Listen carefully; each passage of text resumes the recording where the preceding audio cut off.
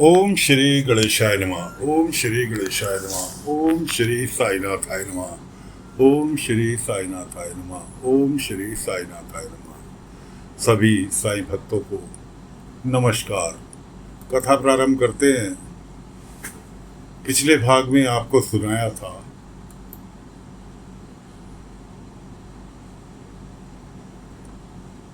सखाराम के घर दासगणों जी कथा सुना रहे हैं। उसके चारों बेटों को सुधारने का प्रयास कर रहे हैं। दो बेटे सुधर चुके, तीसरे की बारी है। नाम है अंगद और काम करता है जुआ खेलना, शराब पीना, घर से पैसे चुरा के ले जाना। सखाराम जी ने दासगणों का भजन कीर्तन रखवाया है, प्रवचन रखवाया ताकि उसके बेटे सुधर जाए। तो दो तो सुधर गए। अब तीसरे की कथा सुनाई जा रही है। किसकी? विष्णु, शिरडी के साहूकार विष्णु की। तो पिछले भाग में सुनाया था कि विष्णु के बेटे ने विष्णु को घर से निकाल दिया। क्यों? क्योंकि उसने 2 एकड़ जमीन अपने नौकर के नाम कर दी थी। द्वारका माई में प्रवचन चल रहा था। विष्णु जो थे, बेटे ने घर से बाहर निकाल दिया तो आकर सबसे पीछे द्वारका माई में बैठे चुपचाप एक कोने में रो रहे थे। धीरे धीरे प्रवचन समाप्त हुआ। सभी लोग अपने अपने घर चले गए। द्वारका माई में बैठे रह गए बाबा, केशव, बाईजामा, विष्णु। बाबा ने विष्णु से कहा, विष्णु तुम्हें भी अब जाना चाहिए, मौसम खराब हो रहा है। विष्णु कहने लगा, लेकिन साईं जाऊं कहाँ? बाबा ने कहा, धर्मशाला में जगह खाली है, वहां चले जाओ।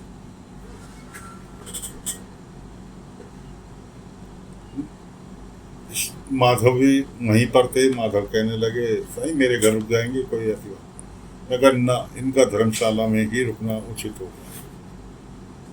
खैर जी, विष्णु बाबा की आज्ञा मानकर धर्मशाला में जाके टिकासन लगा लिया और एक चादर उनके पास थी, चादर बिछाकर बैठ गए।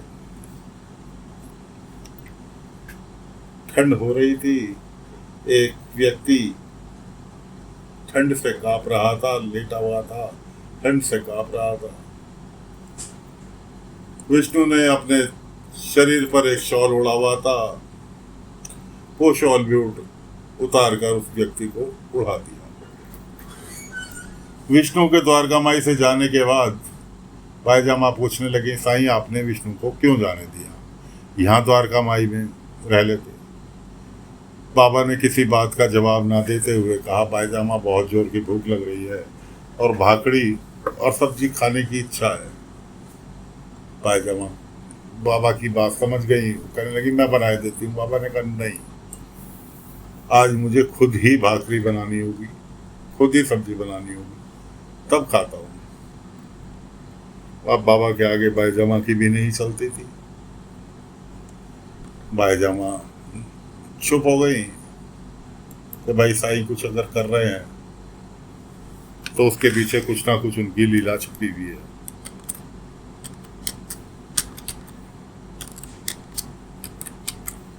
बाबा ने भाकरी बनाई, सब्जी बनाई, एक डिब्बे में पैक करी। इतने में बारिश होनी चालू हो गई। बाईजामा ने कहा, साईं कब कहाँ चले? बाईजामा, विष्णु भूखा होगा, धर्मशाला में रुका हुआ है और उसने नाज की बोरी भिजवाई थी। ये वही नाज है। उसने कहा था कि साईं इसे जरूरतमंदों में आप बांट देना। और सबसे बड़ा बाईजामा जरूरतमंद विष्णु खुद है, इसलिए उसके लिए रोटी बनाकर मैं अपना फर्ज पूरा करने के लिए जा रहा हूँ। क्यों? जो जिम्मेवारी विष्णु ने मुझे दी थी उस जिम्मेवारी को पूरी करने जा रहा हूँ, क्योंकि सबसे बड़ा जरूरतमंद विष्णु है। उधर विष्णु का पोता खाने पे अपने दादाजी के साथ खाना खाता था। दादा पोते में बहुत प्यार था। उसने खाना खाने से इनकार कर दिया अपने माता पिता से कि मैं खाना नहीं खाऊंगा जब तक मेरे आजूबा को नहीं बुलाते, और मैं उन्हें ढूंढने जा रहा हूँ। ऐसा कह के वो घर से भाग लिया। घर से भाग लिया। उधर बाबा खाना लेकर विष्णु के लिए चले। रास्ते में उनका पोता मिल गया। पोते को समझा बुझाकर उन्होंने वापस घर भेजा और खाना लेकर पहुंच गए विष्णु के पास।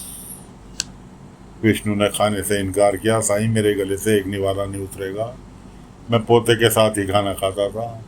बाबा ने कहा, पोते का प्यार इसमें सम्मिलित है, मेरा प्यार इसमें सम्मिलित है, अब तो खाओगे? कि हाँ साईं, अब तो खाऊंगा। इतने वो खाना खा के निपटे।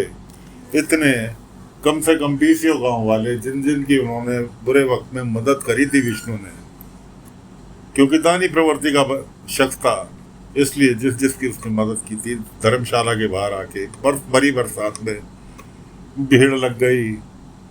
कोई कह रहा है कि मेरे साथ चलो, कोई कह रहा मेरे साथ चलो, कोई कह रहा मेरे साथ चलो, आप हमारे घर में रहेंगे, आपने हमारी इतनी मदद की। इस तरह से विष्णु ने कहा, आप सब लोगों ने मेरे लिए इतना सोचा, मेरे लिए इतना ही काफी है। बाबा ने कहा, विष्णु मेरे साथ आओ। बाहर पानी भर रहा था, पानी में एक चींटी तैर रही थी। बाबा ने कहा, पानी को देखो जरा। विष्णु को दिखाई दिया चींटी डूबने वाली है। उसने एक लकड़ी का सहारा दिया और चींटी लकड़ी पर चढ़ गई।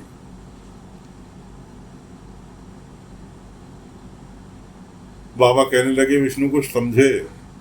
कि नहीं साईं, कि देखो बुरे वक्त में, चींटी का बुरा वक्त था, वो डूब जाती, तुमने मदद के लिए लकड़ी बढ़ाई, वो लकड़ी पर चढ़ के जान बच गई। बुरे वक्त में मदद करना किसी की और बुरे वक्त में मदद लेना दोनों ही जरूरी है। विष्णु की समझ में आ गया। जिस नौकर को जमीन दान की थी, वो नौकर भी उस भीड़ में सम्मिलित था। खैर, किसी के साथ ना जाकर विष्णु जो थे अपने उसी नौकर के घर चले गए। नौकर ने खुशी खुशी उनके सोने बैठने की व्यवस्था की। रात वहां कट गई। अब सुबह रात को हुआ क्या, भरी बरसात में विष्णु के बेटा जिस घर से बाहर निकाला था, नंबर 1 तो पोते को, बेटे के बेटे को बुखार हो गया। बारिश में भीगने के कारण बुखार से तपा जा रहा था। कोई मदद नहीं मिल रही थी कि वो क्यों, उसने किसी की मदद की हो तो उसे मदद मिलेगी। इसलिए रही सही कसर ये हुई, बरसात में दीवार रह गई घर की। कच्चे पक्के तो मकान होते ही है गाँव में, उसकी ढह गई दीवार, और जो उनकी पैसों की तिजोरी थी वो मलबे के नीचे दब गई। विष्णु के बेटे से इतना नहीं हो सका कि उस मलबे को हटा ले और अपनी तिजोरी में से पैसे निकाल ले। मेहनत पूरी कर रहा, लेकिन मेहनत कोई रंग नहीं ला रही, मेहनत का कोई नतीजा नहीं निकल रहा, और किसी से मदद मांगने की उसकी हिम्मत नहीं कि कोई उसकी मदद कर दे। इतने में अगले दिन सुबह दिन निकला, बारिश बंद हो गई। 2-4 गांव वाले इधर, 2-4 गांव वाले इधर देखें और चले जाएं। अपनी पत्नी से कहने लगा, देखो कोई मदद के लिए रुक भी नहीं रहा। उधर बाबा ने नौकर के घर से विष्णु को लिया कि विष्णु ऐसे ऐसे नीम गांव में गणपति मंदिर पर भंडारा है और वहाँ सेवादार कोई नहीं है, इसलिए सेवा करने के लिए तुम्हें चलना है। विष्णु कहने लगा, साईं नहा लूँ? बाबा ने कहा, वहाँ पर नल लगा हुआ है, वो नहा वहाँ लेना, लेकिन तुरंत चलो। अब बाबा की बात विष्णु कहाँ टालते, तुरंत बाबा के साथ नीम गांव के लिए निकल लिए। इतने में कोई खबर देने के लिए आया कि ऐसे ऐसे तुम्हारी घर की दीवार गिर गई, पोते को भी बुखार है। वो जो जिस नौकर के यहाँ रुके हुए थे वो भागा कि अभी ज़्यादा दूर नहीं गए होंगे, मालिक मैं उन्हें खबर करने जाता हूँ। अब बाबा तो विष्णु को जानबूझकर वहां से लेकर गए थे। रास्ते में वो मिले भी, लेकिन उसे नौकर को दिखाई नहीं दिए। नौकर की नजरों से बाबा की कृपा से ओझल रहे। खैर बाबा लेकर पहुंच गए नीम गाँव। वहाँ भंडारा चल रहा था। भंडारे में खाना वाना खिलाना था, वो सब खाना वाना परोसने में बाबा भी और विष्णु भी दोनों लग गए। इधर तात्या के साथ 20 गांव वाले विष्णु के घर पहुंचे, जहां दीवार गिरी हुई थी। क्या आप सब लोग कि भाई हमारे तुम्हारे पिता ने हमारी इतनी मदद की, तो क्या हम उनके बुरे वक्त में, उनके मकान गिर गया, उनकी दीवार गिर गई, मदद नहीं करेंगे? इसलिए हम सब उनकी मदद। विष्णु का बेटा कहने लगा मेरे पास पैसे नहीं है देने के लिए। उन्होंने कहा पैसे तेरे से मांगे किसने कि तेरे पिता ने हमारी इतनी मदद की है? उस मदद के बदले हम ये छोटा सा काम करते हैं, हम अपने आप को धन्य समझते हैं। खैर जी, मकान वगैरह की दीवार वगैरह सब तैयार हो गई, बनानी चालू कर दी। गांव वालों ने मिलजुल के तब उसके बेटे की आंख खुली कि मेरे पिता की मदद का आज मुझे ये फल मिल रहा है, कि मैं गलत था जो अपने पिता को गलत समझ रहा था, कि मेरे पिता की ही नेकी का फल है जो आज मुझे मिल रहा है। गांव वालों की मदद करूँ। उधर जब सारी लोग खाना खा चुके भंडारे में, विष्णु कहने लगा साईं आखिरी पंगत चल रही है और सब व्यवस्थित निपट गया। बाबा ने कहा हाँ, केवल तुम्हारे अलावा और सब लोग भोजन कर चुके हैं, अब तुम भी कर लो। और भोजन करके गणपति बाप्पा से प्रार्थना करो, जो मांगना चाहो मांग लो। वो कहने लगा साईं मुझे और क्या मांगना है, मुझे तो एक ही चीज़ मांगनी है, हर कोई खुशी रहे, हर कोई सुखी रहे, हर परिवार में सुख शांति रहे, किसी को भी कष्ट ना हो। बाबा कहने लगे इतनी मुसीबत में होने के बाद भी आज अपने लिए कुछ नहीं मांगा? कि नहीं साईं, सब सुखी हैं तो मैं सुखी हूँ। बाबा ने कहा चलो जैसी तुम्हारी इच्छा। प्रार्थना करने लगे गणपति बाप्पा के मंदिर के सामने जहाँ भंडारा चल रहा था। गणपति बाप्पा से प्रार्थना करने लगे और आँख खोली। बाबा ने कहा आँख खोलो और देखो जरा सामने।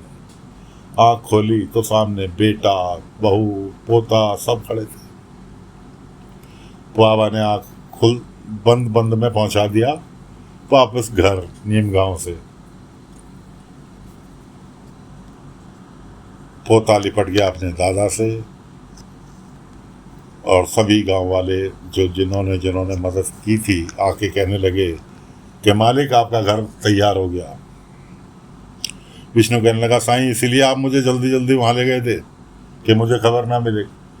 अब बाबा ने कहा तुम इतनी मदद करते हो दुनिया की, तो थोड़ा फर्ज तो मेरा भी बनता है तुम्हारे प्रति। खैर बेटा कहने लगा कि पिताजी आप दुनिया को दान करते हो, एक दान क्षमादान मुझे नहीं दे सकते? इस तरह से बाप बेटे में दोबारा से सुलह हो गई। बाबा ने कहा लेकिन विष्णु अभी भी यहाँ तुम्हारे साथ नहीं रह सकते। क्यों? अब तो मैंने माफी भी मांग ली, पिताजी ने मुझे माफ भी कर दिया। बाबा कहने लगे खाली माफी मांगने से कुछ नहीं होना, कल को फिर ये किसी को दान पुण्य करेंगे, फिर तुम्हें बुरा लगेगा, इसलिए अभी वो वक्त नहीं आया। खैर जैसे तैसे करके बाप बेटों में समझौता हुआ, विष्णु को विष्णु के घर सौंपा और बाबा वापस द्वारका माई। उधर दासगणु महाराज ने कहानी को पूरा किया कि जी ऐसे ऐसे विष्णु को उसके घर वापस खुशहाल कर दिया, बेटा उसका सुधर गया। लेकिन प्रवचन खत्म करने के बाद दासगणु महाराज निपटे ही थे, पब्लिक घर गई थी कि इतनी देर में उसका तीसरे नंबर का बेटा जो था उसके हाथ उन्होंने सखाराम ने पैसे भिजवाए थे किसी कर्जदार को। वो कर्जदार आके दरवाजे पे खड़ा हो गया। सखाराम कहने लगा अरे सेठ जी आप कैसे? ने कहा भाई टाइम से पैसा नहीं लौटाओगे तो मजबूरी बस आना पड़ेगा।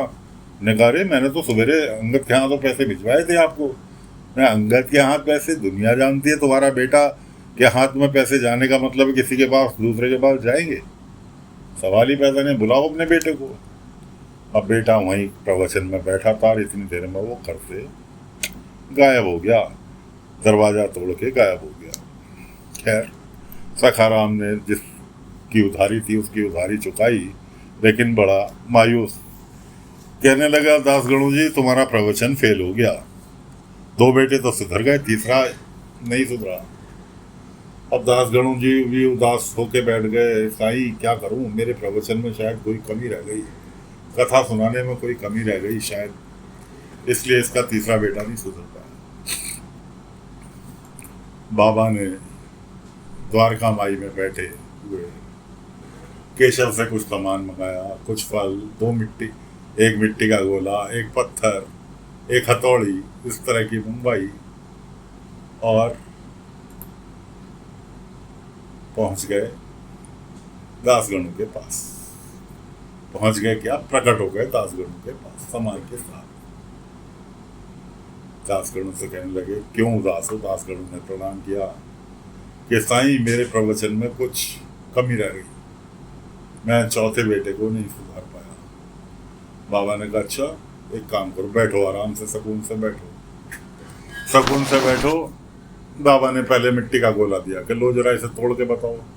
अब गीली मिट्टी का गोला तो टूट गया आसानी से हाथ से। उसके बाद बाबा ने पत्थर का एक गोला दिया, कहने लगे अब जरा इसे तोड़ो। पत्थर का गोला दिया, कहने लगे साईं ये तो बहुत सख्त है, ये नहीं टूटेगा। बाबा ने हथौड़ी दी निकाल के, लो इससे तोड़ो, उससे टूट गया। बाबा कहने लगे बस यही समझाना था मुझे तुम्हें, कि तुम्हें मैंने यही समझाना था। तीसरे नंबर का बेटा अंगद जो है थोड़ा सख्त है, उसे टूटने में अभी वक्त लगेगा, हिम्मत मत हारो, अपना चौथा प्रवचन भी आज कर डालो। और लो तुम्हें भूख लग रही होगी, कुछ फल भी लेकर गए थे बाबा, कि ये लो फल खाओ, तुमने खाना नहीं खाया। सखाराम और तुम दोनों जने ही उदास हो गए, कि तुम उदास यूँ हो गए कि तुम्हारा प्रवचन का असर नहीं पड़ा, और सखाराम यूँ उदास हो गए कि उनका बेटा नहीं सुधरा, इसलिए लो फल खाओ, भूख मिटाओ। दासगणु भूख मिटाने में लगे, फल खाने में लगे, इतनी देर में बाबा गायब वहाँ से वापस आ गया अपने द्वारका माई।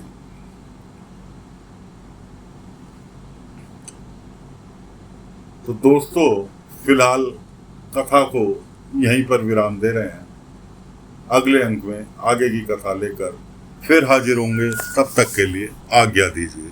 ओम साई राम, ओम साई राम, ओम साई राम, ओम साई राम।